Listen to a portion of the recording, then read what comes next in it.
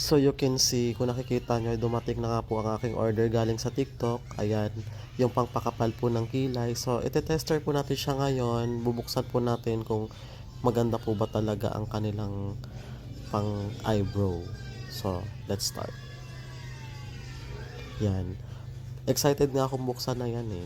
Gusto ko talagang makita kung ano yung pagkakaiba ng eyebrow na liquid sa powder.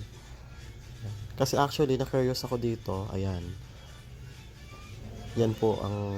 na-curious ako sa bagay na to kasi liquid siya eh. Akala ko kasi sa pilik mata lang ginagamit. Pero ayan, pwede pala sa kilay. Yan. So, ito try nga natin. Yan. So, tignan natin guys yung pagkakaiba ng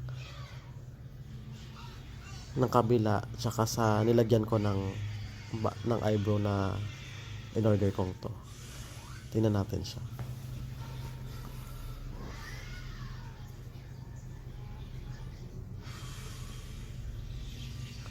Ayan.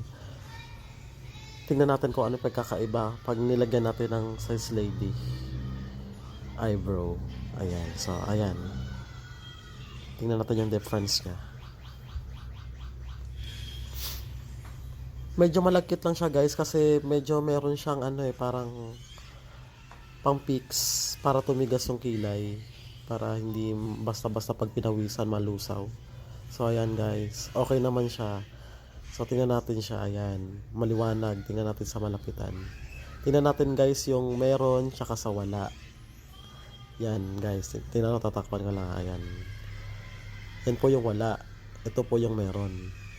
So parang di na po halata na nilagyan eh. Ayan. Kung ako lang po sa inyo, depende po sa inyo, kakapalan nyo po o manipis lang. Paano lang ako masyado makapal. Ayan lang po. So, maraming salamat po. Order lang po kayo nito. Salamat po. God bless.